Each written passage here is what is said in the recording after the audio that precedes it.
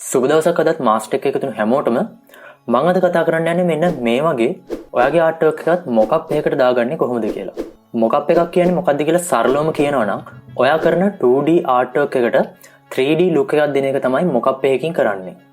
මේ විදිහට මොකප් එකක් පාවිච්චි කරන එකේ තියෙන ප්‍රධානම වාසිය තමයි අපි ආර්ට් වර්ක් එකක් කරලා ඒ ආර්ට් වර්ක් එක ක්ලයන්ට් දෙද්දි අපිට පුළුවන් එක මොකප් එකකට දාලා දෙන්න. එතකොට ක්ලයන්ට් පුළුවන් මේ ආර්ට් වර්ක් එකේ ෆයිනල් අවුට්පුට් එක මොන වගේද කියලා හරියටම අයිඩියා එකක් ගන්න. උදාහරණයක් විදිහට ඔයා හිතන්න ඔයා ටියුට් කවර් එකක් ඩිසයින් කරනවා. මේ ටියුට් කවර් එක මොකප් එකකට දාලා අපි ක්ලයන්ට් දුන්නාම වෙන්නේ ක්ලයන්ට් පුළුවන් මේ මොකප් එක දිහා බලලා ටියුට් කවර් එක print කරාට පස්සේ මොන වගේද තියෙන්නේ කියලා අයිඩියා එකක් ගන්න. ඒ වගේම අපි අපේ ආර්ට් වර්ක් එක මොකප් එකකට දාලා ක්ලයන්ට් දුන්නාට පස්සේ ක්ලයන්ට් ෆයිනල් අවුට්පුට් එක ගැන හරි අයිඩියා එකක් එන නිසා ක්ලයන්ට් මේ ඩිසයින් එකේ වෙනස්කම් කරන්න කියන ප්‍රමාණයත් ගොඩක් දුරට අඩුයි. මේ මොකප් වල තියෙන තව ප්‍රයෝජනයක් තමයි අපේ ආර්ට් වර්ක් තවත් ලස්සන කරගන්නත් මේ මොකප් පාවිච්චි කරන්න පුළුවන්. ඔයා තාමත් මාස්ටර් YouTube channel එක subscribe කරලා නැත්නම් දැන්ම subscribe කරලා මාස්ටර් YouTube channel එකත් එක්ක දිගටම එකතු වෙලා ඉන්න. එහෙනම් අපි අද ටියුටෝරියල් එක පටන් ගමු. මෙන්න මේක තමයි මම අද ඔයාලට කරලා පෙන්නන්න යන මොකප් එක. මේ මොකප් එකක් තියෙන්නේ PSD ෆයිල් එකක් විදියට.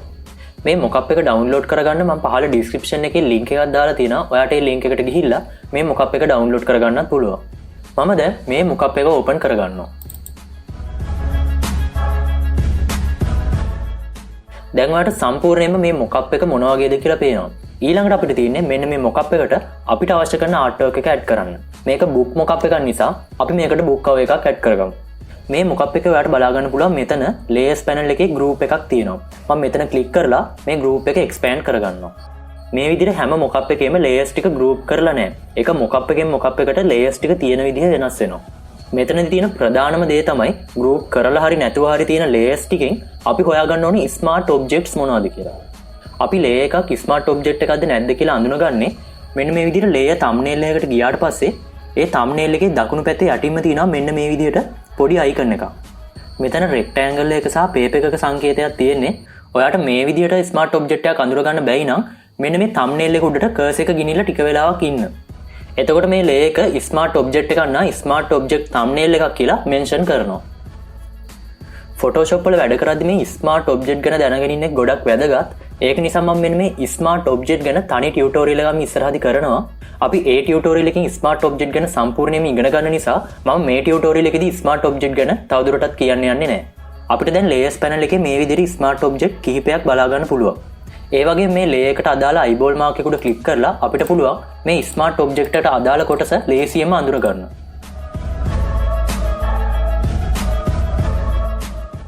මම මේ විදිහට eyeball mark එක පාවිච්චි කරලා එක පොතක ඉස්සරහා කොටස හොයා ගන්නවා. ඊට පස්සේ මේ smart object එකට අදාළ layer thumbnail එක උඩ double click කරනවා. ඊට පස්සේ ඔයාලට පේනවා ඒ පොතේ front page එක වෙනම tab එකක් විදිහට open වෙනවා. දැන් අපිට තියෙන්නේ අපි හදාගත්ත බුක් කවර් එකේ ෆ්‍රන්ට් පේජ් එක මෙන්න මෙතනට ගෙනහැලා දාගන්න. මේ විදිහට මම ඩිසයින් කරපු බුක් කවර් එක Photoshop වලට ඇඩ් කරගත්තා. ඊට පස්සේ මම rectangle marquee tool එකෙන් මේකේ ෆ්‍රන්ට් පේජ් එකට selection එකක් දාගන්නවා.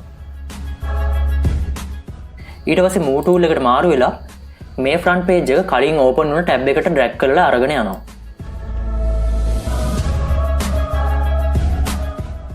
ඊට පස්සේ මම keyboard එකේ alt key එකත් එක්ක mouse wheel එක scroll කරලා මේ document එක zoom out කරගන්නවා. ඊට පස්සේ keyboard එකේ control T press කරලා free transform අරගන්නවා. දැන් මම මේ document එකේ width එකට සහ height එකට match වෙන විදිහට මම design කරගත්ත cover එකේ front page එකත් හදා ගන්නවා. මෙතනදී ඔයාගේ art work එක අනිවාර්යයෙන්ම මේ document size එකට හරියටම fit කරගන්න ඕනේ. ඊට පස්සේ ඔයාලට පුළුවන් keyboard එකේ control S press කරලා මේ document එක save කරගන්න. නැත්නම් මේ document එකට අදාළ tab එක close කරන්න. එතකොට message එකක් එනවා මේක save කරන්නද කියලා. මෙන්න මෙතන yes click කරලා ඔයාලට පුළුවන් මේක save කරගන්න. දැන් අපි බලමු අපේ mockup එක තියෙන tab එකට ගිහිල්ලා. දැන් ඔයාලට පැහැදිලිවම පේනවා මේ mockup එකේ තියෙන front page එකට අපේ front page එක add වෙලා තියෙනවා. ඊට පස්සේ මට ඕනි මෙන්න මේ පොතේ spine එකටත් මගේ design එකෙන් කොටසක් add කරගන්න.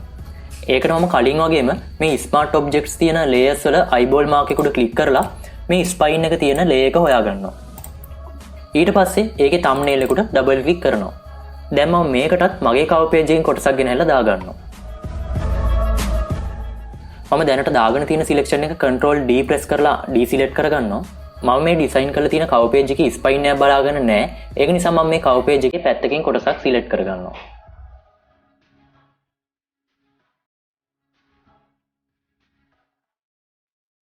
ඊට පස්සේ move tool එකට ගිහිල්ලා කලින් වගේම මේක drag කරගෙන අනිත් tab එකට යනවා.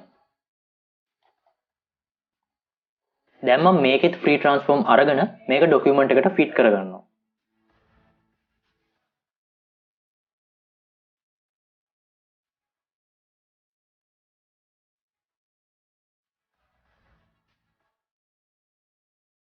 ඊට පස්සේ මේ tab එක close කරලා save කරගන්නවා. දැන් ඔයාලට පේනවා ස්පයින් එකත් හරියටම ඇඩ් වුණා. දැන් මම මේ විදිහටම අනිත් පොතටත් මගේ කවර් පේජ් එකක් ඇඩ් කරගන්නවා.